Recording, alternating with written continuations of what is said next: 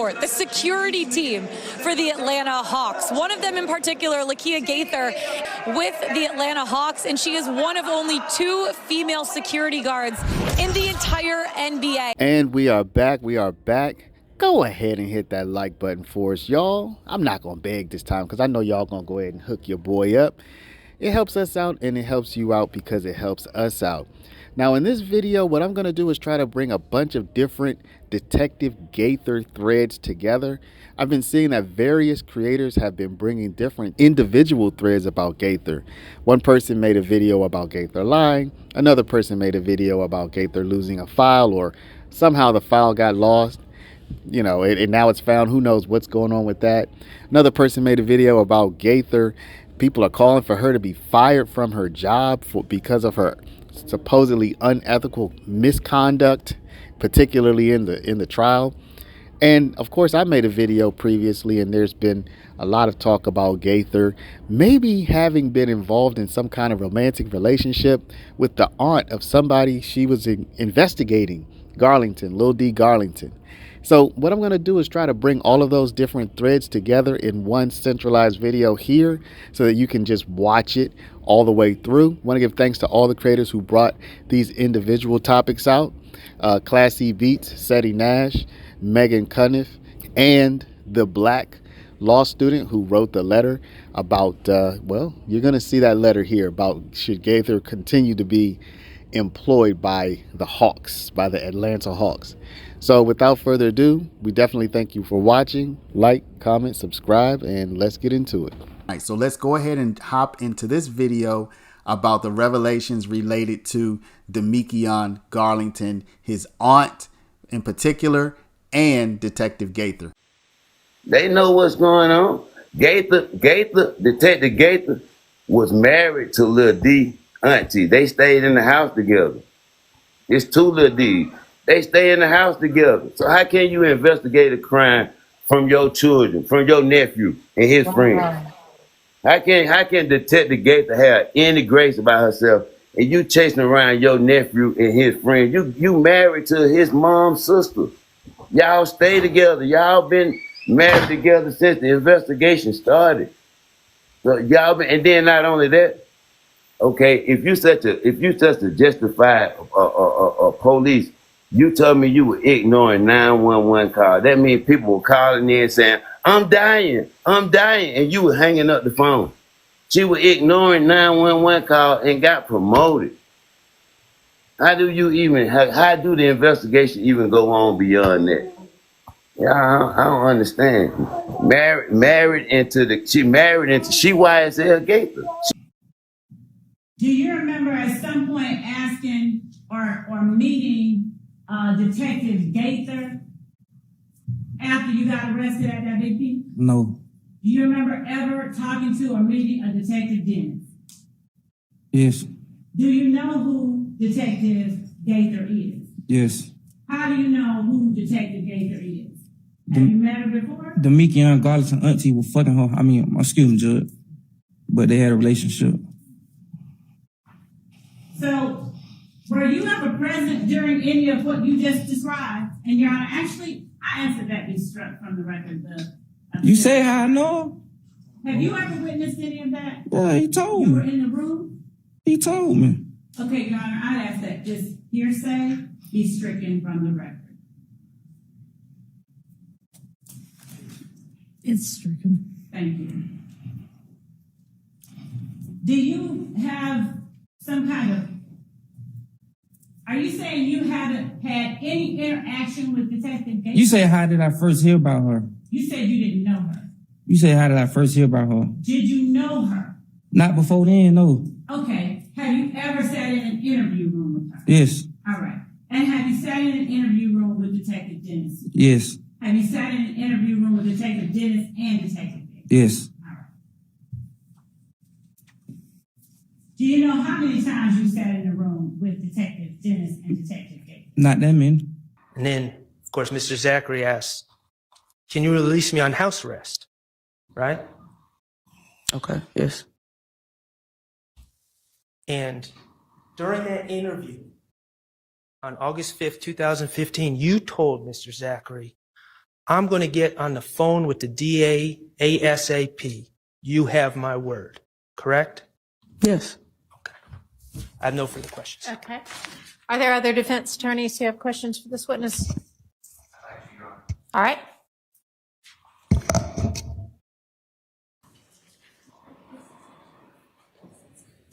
Horrible.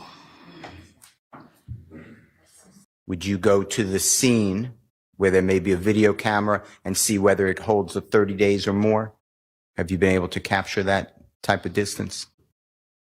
That type of time?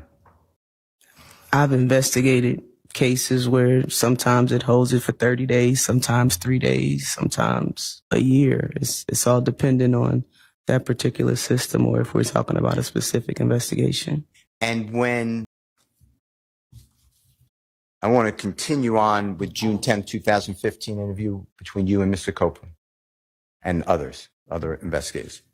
Do you remember from the McDonald's, Mr. Copeland's explained that he's at the McDonald's shortly after the murder. I'm not 8 o'clock, but I'm not sticking to that time, but something like that on January 10, 2015. Yes.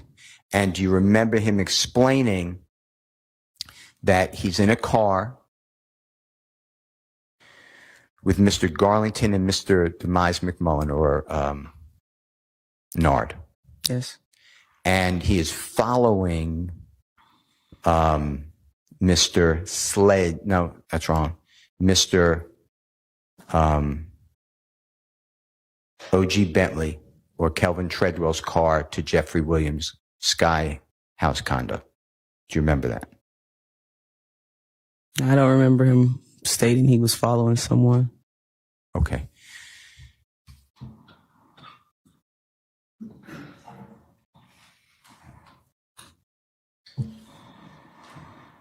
Mr. Kokomo, can I break your thought? Let's do Mr. Kokomo, can I break your thought?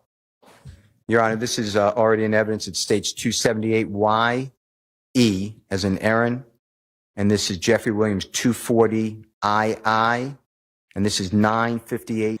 Let's do this one then. It might put it in context. Your Honor, it's the same States Exhibit 278YE. This is Jeffrey Williams 240JJ.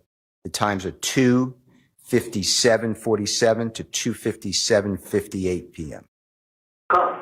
When did Bentley pull up? You didn't say Bentley's name. Yeah, he was driving the white truck. He the one who took them to the Sky House. I didn't say it. Okay. So they called Bentley. Were you able to understand that? This was 2 separate times of the interview. Correct. You're saying that this is not from the McDonald's to the Sky House? So I don't know where you're going with this. I'm kind of confused. You're showing 2 different clips with 2 different contexts. Well, if you don't remember, that's fine. I just stated I'm confused because this is 2 separate clips from 2 totally separate parts of the interview. Sure. But does this help you to help the jury that Mr. Copeland told you that he followed Mr. O.G. Bentley or Kelvin Treadwell to Jeffrey's home from the McDonald's? If it doesn't help, you just say it doesn't. Sir, we all just heard him just say that, but in the context that you're putting it in, it's a little confusing because this is 2 separate parts of the interview. Well, from your knowledge of the interview and this case, is that what Mr. Copeland said? That's what he just stated on there, yes. Okay. Then I want to go back to the original question I asked about interviewing allowing Mr. Copeland to speak with Mr. Garlington on a non-recorded line, okay? I don't believe I stated. I'm sorry to interrupt, Judge. May we approach briefly, please? Yes. Your Honor, I'm going to ask you to address the witness and speak to the witness, and also, quite frankly, to speak to the DA as well. Because of the way everyone is positioned, they're obviously closer to the jury than anybody else. Their microphones are live, and what they say can be picked up on a microphone. A couple of times. Sorry, who? The state says at their table? And what the witness is saying. And there have been at least 3 occasions where the witness has either before or after a question muttered something and said something into the microphone that can be picked up. Well, I certainly haven't heard it. I can barely hear the answers. I am not the only one who's heard it. At that last exchange, I heard her say something. I couldn't make out what she said into the microphone. I guess she was frustrated after the question, and it's being picked up by the microphone. And if I can hear her muttering over here, whatever she's saying can be heard to the jury, and it's just inappropriate. I think it's simple enough to tell her to not make any extraneous comments that can possibly be picked up by the jury. Same thing for the state. And we've actually addressed this before prior to this court's involvement in the case, where there have been times where the state, either out of frustration or who knows why they're doing it, says something, or they're making faces and they're saying something that can be picked up by the microphone. And because they're that close to the jury, I'm sure the jury can hear it too. So I'm just asking, as I've asked before, and as they have been told before, to be mindful of the things that they say and the fact that it can be picked up by the jury.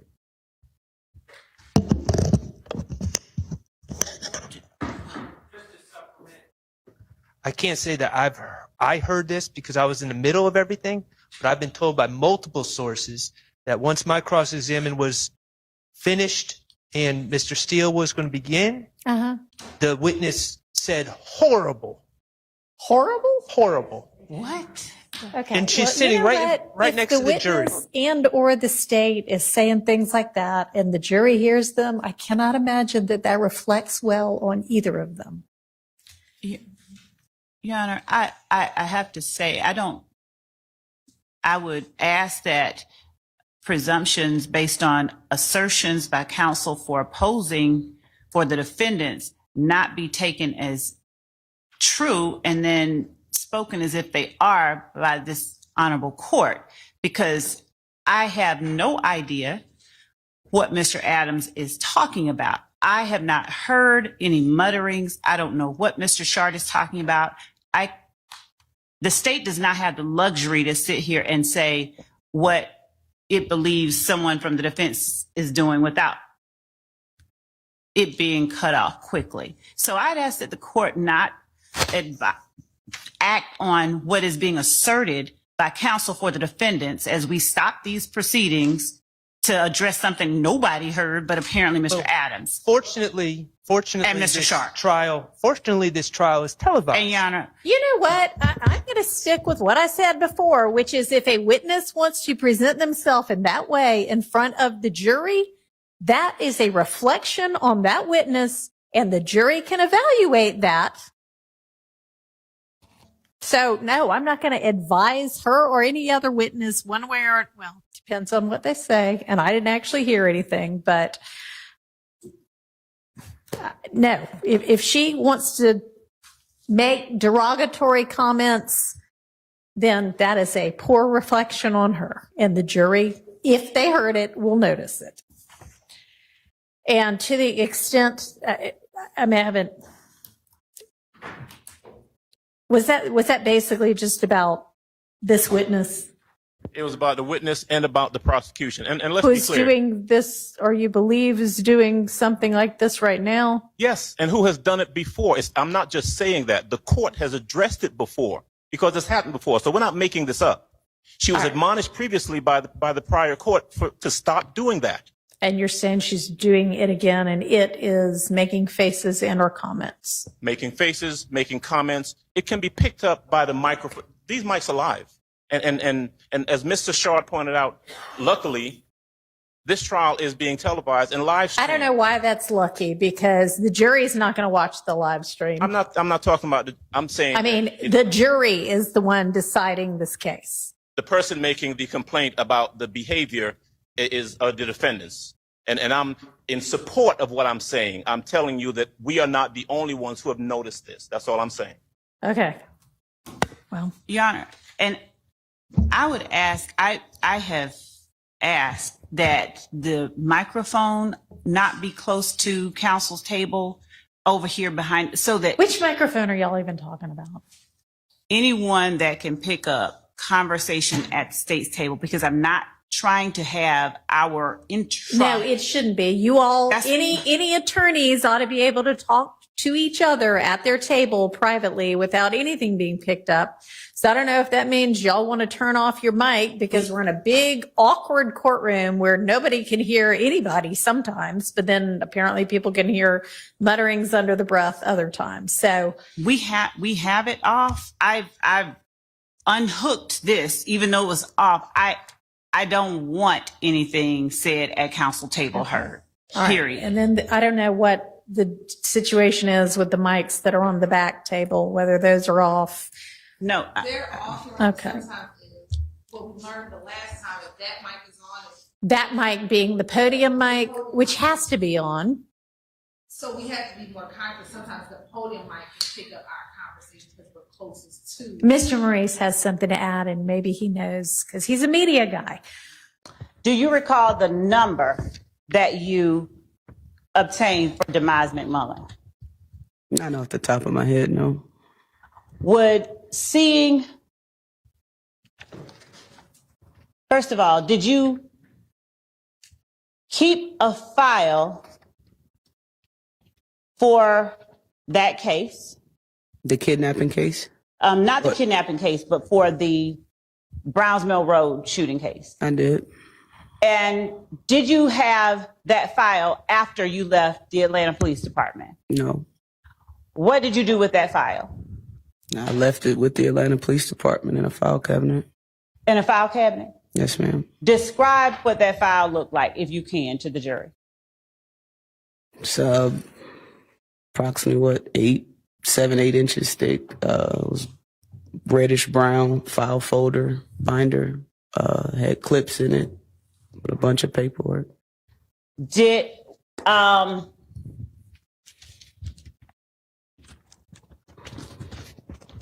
Did you look at with the state any such file before coming here right now?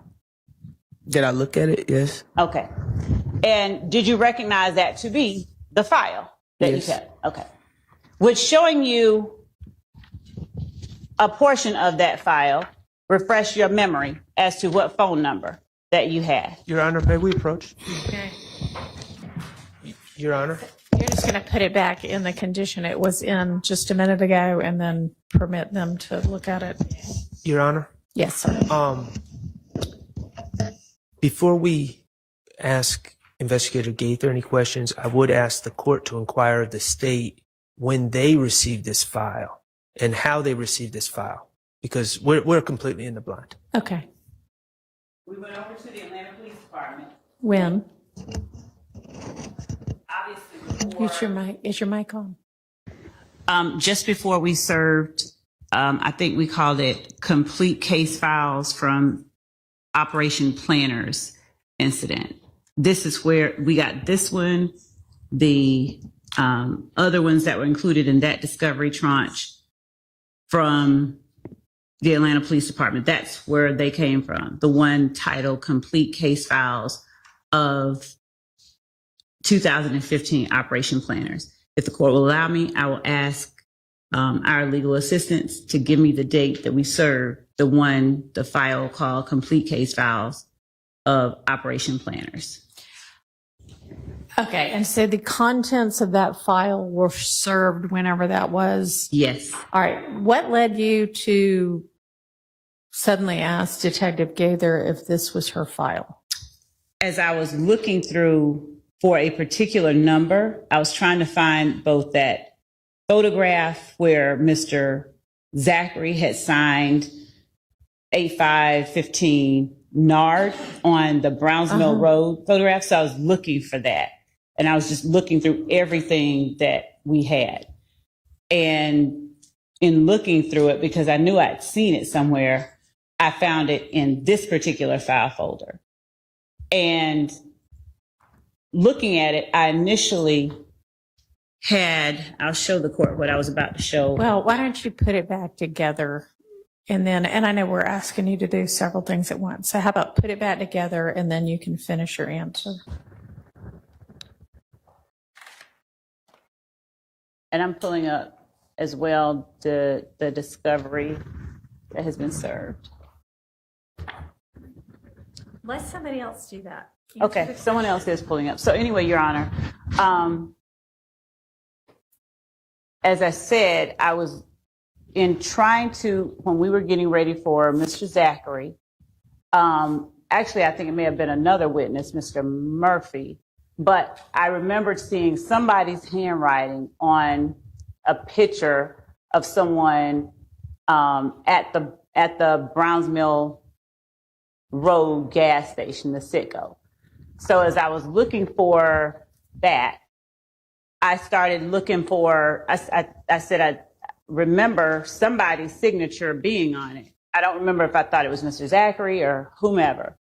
In either event, I found this particular, the one that we've entered as, anyway, the one that Mr. Zachary signed on 8/5/15. I found that and pulled it out and just started looking at it. I didn't know whose file it was. And in fact, I sent a text message to Detective Dennis on a particular date asking him, whose writing is this, on Thursday of last week. And it was a portion of this file that contained a report about Demise McMullen and a kidnapping.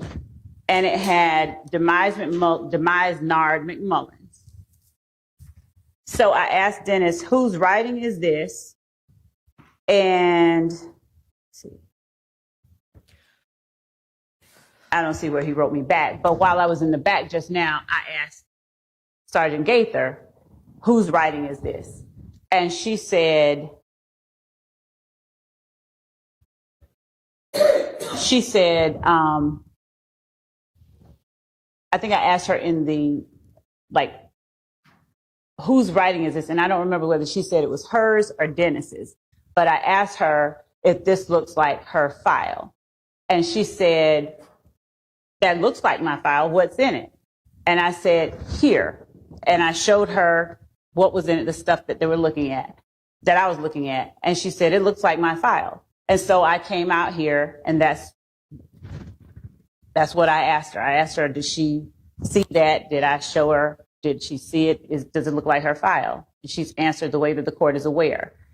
And we're looking at the discovery that we served, and Mr. Atkins is telling me that we served that in 2022. So I was, well, wait, we're confirming. I'll take that back. We're confirming when it was served. But I know that we provided this information because after I saw that, I went and looked up. When were the discussions about whether Sergeant Gaither's file existed or was destroyed in the hack or whatever? When did those occur? Before or after that discovery was served? I think after. But yeah, but I don't think, I know for a fact that this, whatever was discussed, like when I looked through that file, I don't see in that file either anything that was like Actually the copy indicates that it's, I mean, I didn't either in my quick cursory review of it. In fact, there are some reports from other investigators and I don't see any handwritten notes or anything like that. But so, I mean, I guess, did you recall at this time that what everybody previously thought was that Sergeant Gaither's file no longer existed? Did she recall or did I recall? Did you recall when you went and asked her, hey, is this your file? No, you didn't remember that? Did you remember that? I mean, when she was like, yeah, that might be my file, were you like, huh, so it actually exists after all? Or were you like, not even remembering that it didn't exist? No, I remembered when they were asking her questions about interviews or certain parts, certain things within that she said were within her file. And I didn't see, that's not in what I have. I've never seen that. So I cannot say, no, I didn't say, oh, this now exists, because nothing that she said didn't exist existed. It's in there still. Correct. I didn't see anything. Y'all, if you want to take a look at it, and if I'll let you ask Sergeant Gaither whatever you want to about it, or if there's still things missing from it. I'm sure that, this is obviously a hard copy paper file, and I imagine in this day and age, people don't download everything from the computer, and maybe she had an electronic file also, and that's what she meant, but y'all can find out. Can I just clarify the record a little bit? Yeah. And I would very much like to look at that file. Last time, and I believe it was last time, I can't recall how many times Investigator Gaither has testified, but I'm going to say last time. She took the stand.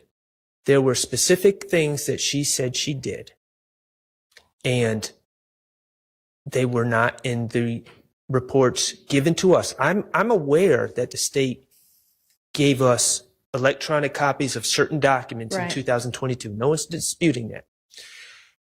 She claimed that, well, I did do that and I did document it. I wrote reports. Right. And I said, well, where are the reports? Because we had discovery and it didn't have any of these reports pertaining to the work she claimed she did. And so then we talked to Judge Glanville about it, and Judge Glanville kind of summarily attributed it to the hack, which I didn't necessarily agree with, but he also told the state, you need to go to APD and make due diligence, your best to find this file. Everyone was looking for this file. And then apparently the state obtained this file and never reported back to the court or to defense counsel, hey, this file that everyone was looking for, last time Investigator Gaither testified, we found it. This is what's in it. Here you go. Because my understanding, I haven't looked at it, but other people on the team have, the new discovery that was served does not contain that amount of information from the file. That I'm looking at how thick that file is. There's like one police report and the new tranche of information that they're claiming they served after the file. But at no point did anyone from the state tell anyone on the defense, to my knowledge, at least to me, hey, remember that file that you guys were asking about and Judge Glanville instructed us to go find? We actually went and we found this file. And I just don't know how that happens, that we're learning that this missing file has apparently been discovered. I guess we're going to review it to see. I don't know how we learn about that in the middle of direct testimony. That's just tough for me to reconcile with everyone being above board. Your Honor, I'm reviewing the discovery actually that was served, discovery 1 of 3. What is this? Got anybody from the defense that wants to go ahead and take this file and look at it, you're welcome to. And just for the record, Sir, I've been informed April 29th was when Gaither, Sergeant Lieutenant Gaither testified previously. April 29th of this year. Okay. All right. Go ahead. 8/2/22 is the date that those items were served in discovery. Is it 2? And by those items, you mean What's in that? the contents of this brown paper file that's about 1.5 inches thick. Is that what you mean? Yes, that's what I'm looking at now, and I'm looking through. Okay. This is what has been And pulled so up. it's, I mean, y'all can.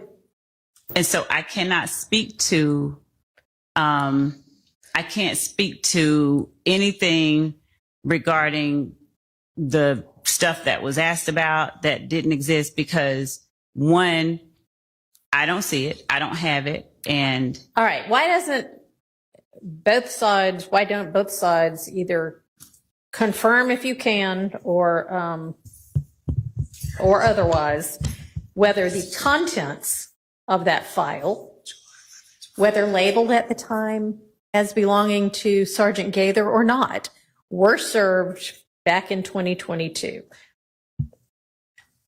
It appears that Ask again for the date of service of that. it looks like we served one, the date that I just gave, we served August. What was the other one? The first one, August She said 8/2/22. and 7/11/22 as well. That's what I'm looking at. And can I ask one more question? Do you know where in the consolidated discovery with the hard drive? At 30-36, there's 3 PDFs. It's a discovery. It's like 600 pages of PDFs. You can buy them all. My spidey sense, I haven't physically looked through that today. I'm pretty positive those 3 PDFs are those documents. Because that's not a new file. That's like the same file that created that discovery back in July. Where again in the consolidated? Act 30-36. 30-36. Correct. And it should say discovery 1 through 2. And discovery 1 is July 11th, 2022. That's what I think that is. So it may be that the only thing that's new is that it now maybe realized that this is actually whatever part of Detective Gaither's file still exists. It's new to us. I mean, it's my understanding from what Ms. Love has said that it's new to her as well as of today. No, that we had the red files. We scanned red files. That it might be yes, Detective Gaither's. Yes, I'm sorry. Okay, Yes, yes. that I didn't know. I know. Okay.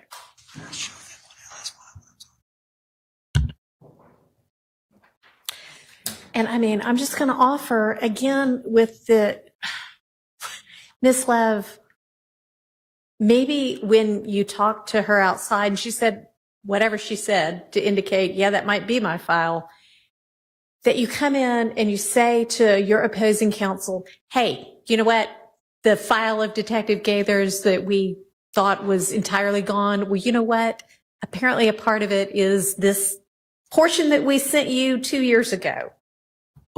You know, I mean, it just I would do make understand, things but easier. I just want to make clear that this is not something that was we tried to conceal from anybody, given we served this. I understand. Obviously, if they confirm that they already have the contents, that's not necessarily up for debate. It's just that the knowledge that it's Sergeant Gaither's is new, and when you learn it, it'd be nice to share it with the other people. And yes, Your Honor, I understand what the court is saying, but I do also remember when questions were put upon this witness about the items that she had in her file, no one brought to her the discovery that they already had and said, is this what was in your file? Apparently nobody knew where this came from. They knew that this was Detective Gaither's, that this was Sergeant Gaither's investigation. So The stuff we were questioning her about was not in the discovery. She was claiming she did Is work it- that was not provided. And it may still not exist. And we all know, I can't remember the dates of the hack, but we all know because we practice in Fulton County that there was some gigantic, what we call hack of the whole city, and APD legitimately lost a whole lot of files that were never able to be recovered. So, I mean, that's just a fact. But we have a paper file, Your Honor. I see that. And the hack does not affect paper files. I understand that. Investigator Gaither specifically testified that she wrote reports for certain things. They were in her file that has now been lost. Okay. Now, And so you if- can ask her when she said that, what did she mean? Because like I just said, I mean, all of us in this day and age have things we print out and things we just keep on an electronic file that only exists in wherever it exists, in the cloud. And we never print it. And Your Honor, I have also talked to Sergeant Gaither about not what she told them, but in previous, looking at previous information, having reviewed information that I know for a fact she kept on a terabyte drive, I asked, where is that? And she has told me in the past that the terabyte drive where she had all of her information about all of her cases was connected to her desktop computer at the time that the hack occurred. So I don't have access to it. She didn't have access to it.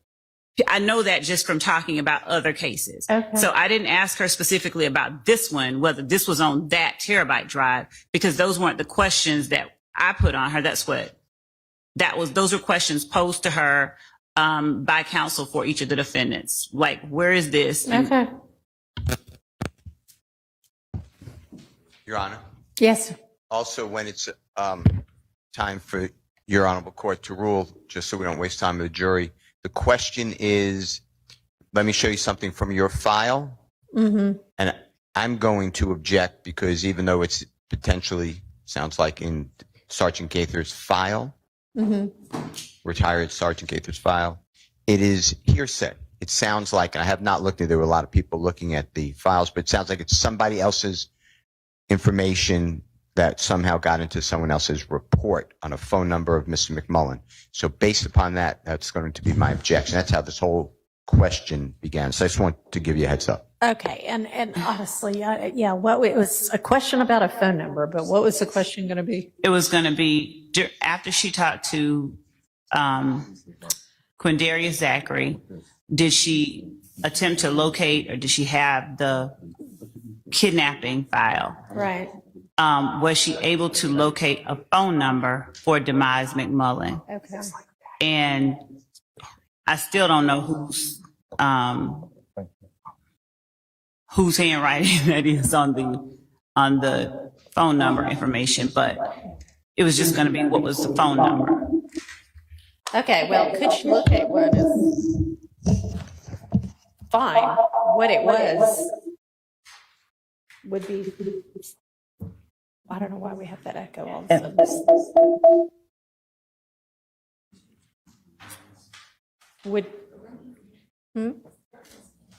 We're good. I think we had one of them. And so initially what I was asking, because the number, it has already come out that is the number. I think on cross-examination, Mr. Steele asked Mr. Sprinkle, did he find communication between Demise McMullen and Kenneth Copeland is the best I remember. I don't remember, but he specifically asked, did you see calls between Demise McMullen and somebody else? And I came back and said, what number is it that you have for Demise McMullen? Mr. Sprinkle gave 404, that number. That he thought was it, but he wasn't certain. Yeah. No, he actually said this is the number. He didn't. Oh, okay. Yes. And so all that I was doing with Sergeant Gaither is asking her, was that, and I started to ask the number because it was already. You can ask her if she found the number, but that's literally what the number was is subject to a valid hearsay objection. So you can't ask what the number was. How much longer do you expect to have? That was literally the last question. Okay. Do they limit both sides to cross and state? We'll talk about the witness list next week. And Your Honor, yes, I understand. Oh yeah, we'll be done by 10 with this witness, and we haven't even gotten across yet. After having her all day yesterday. She was here Monday, Judge. Whenever it was. Monday was 2 days ago. She waited all day and did not testify. Well, that's not the issue. The issue is how long she's on the stand testifying and how long every witness is on the stand testifying and how many witnesses there are in this case. It's just a lot. Your Honor, are both sides restricted to an amount of time? Well, I mean, I would imagine that it's not like they let one side go on forever, but the other side only gets 10 minutes. And given that the state does have the burden of proof, Your Honor. I understand that, which is why I haven't done it yet. But y'all need to self-regulate. I've provided the court with those cases, Your Honor. So do the attorneys want to let your clients go have lunch while y'all examine this, or do you think y'all will be done in a few minutes and you want to question Gaither, or what's our best use of time? I think we'll be done. Oh, okay. Your Honor, Also, I'm being told I have not reviewed the transcript or anything, but I think that Sergeant Gaither may have said that she left APD and didn't have any of her files with her. I don't know, with respect to that testimony, if what was represented is what she said. That seems to happen a lot, that detectives leave and they don't have access. And then for some reason, the DA's office, who would have access, doesn't seem to be able to get it. But that's just my observation from other cases. Until they're doing direct testing. What we can, we do. I've been overruled by my colleagues, and we're asking for a little bit of time to review this, and we're asking for our clients to be allowed to. All right. Well, I don't know if their lunch has quite arrived yet, but it should arrive soon if it hasn't yet. So do we want to reconvene? Thank you, Your Honor. May it please the court. Former Sergeant Gaither. Retired Sergeant Gaither. I think you know this, but my name is Max Shard. I represent Shannon Stillwell. Yes, sir. I want to first talk about this file. May I approach the witness with the file? You may.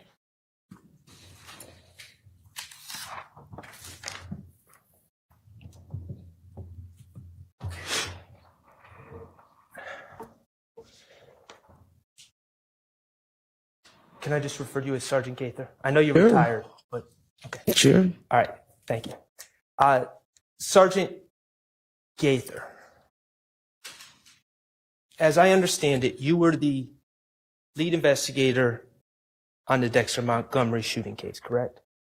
Yes. Okay. Now, The secondary investigator. I'm sorry. that shooting was from April 12th, 2015. The secondary investigator, yes. It was originally assigned to someone, and then my unit took over the case. You eventually took over. Yes, sir. Okay. And as part of your duties as the lead investigator, once you took over, you maintained a case file, correct? Yes. Okay. And that case file was an original file that would have the work you did, the police reports generated, and all the information regarding the work that you did on the case, correct?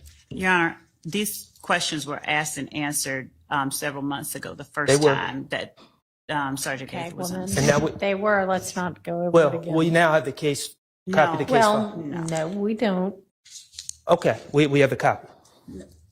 So, Your Honor, I object to the testimony. The jury has heard what the witness has said, and I object to Mr. Sharp attempting to put information before the jury that she's not said. And Okay, just ask her a question about So, it then. But as don't recover stuff that's already been established. as I understand, that original case file was left in a cabinet in objection, APD. that was asked and answered months It's ago. overruled. He's just recalling her to whatever it was she said before. But move on and get I to will. whatever you want to ask now.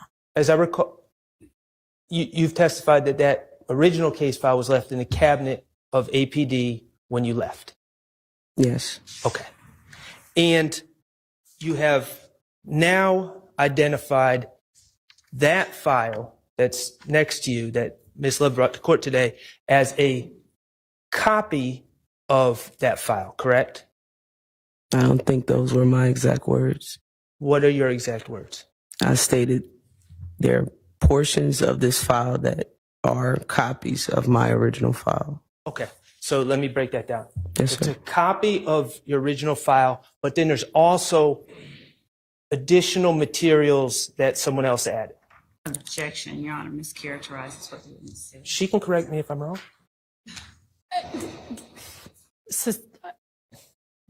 Overruled. Is that correct? That it was your original file? That's a copy of your original file, and then someone else added some other documents. I cannot tell you if that is my original file because I don't remember all of the contents of the original file. There are portions and documents of things that were in my original file that are now in this folder right here. And there are also portions that I don't know where they came from that are in this folder as well. Okay. And when you make a copy of your original file and send it to the DA's office, you would want to include the pertinent parts of your investigation, correct? Sure. Because they're the ones that are going to be prosecuting the case, the DA's office. At what stage of the case? Like I stated to this gentleman here, different stages of the case going through the court system, you will receive different pieces of evidence. And maybe starting in the beginning, like the complaint room, you may not have all pieces of evidence or documents that'll end up in your original file at the end. So therefore, different stages that the case goes to the DA's office, you may not have all of the information. It would contain the information for the work that you had done up to that point. In the original file? Yes. Or portions of the file. At different stages, once again, you will receive different pieces of information. Okay. When I'm done with the case, all the information that I have for a particular case will be in that original file. Right. And then the original file is copied and sent to the DA's office. Correct? Sir, I don't know a different way to explain to you what I'm saying. I don't know. Your Honor, objection as to relevance and objection. She's asked and answered. Sustained. Okay. Well, speaking of defense, let's talk about defense for a second off the court. The security team for the Atlanta Hawks. One of them in particular, Gaither, it is her second season with the Atlanta Hawks, and she is one of only 2 female security guards in the entire NBA. It's pretty incredible. She served 18 and a half years for the Atlanta Police Department. After that, worked for 2 months for the DA's office, got the call from the Atlanta Hawks, had a conversation with Vince Velasquez, director of security here for the Atlanta Hawks organization. And basically right after that call, Vince said, yeah, we knew that she was the person for the job. There was some stiff competition. They had to make her sweat it out a little bit. They waited a couple days before they called Lakia back, but finally called her back, and the rest is history. This is now her second season with the team, and it's actually her birthday today, so we wanted to wish her a happy birthday. But talking to Vince Velasquez, head of security here for the Atlanta Hawks, he said she's just been an incredible person to work with.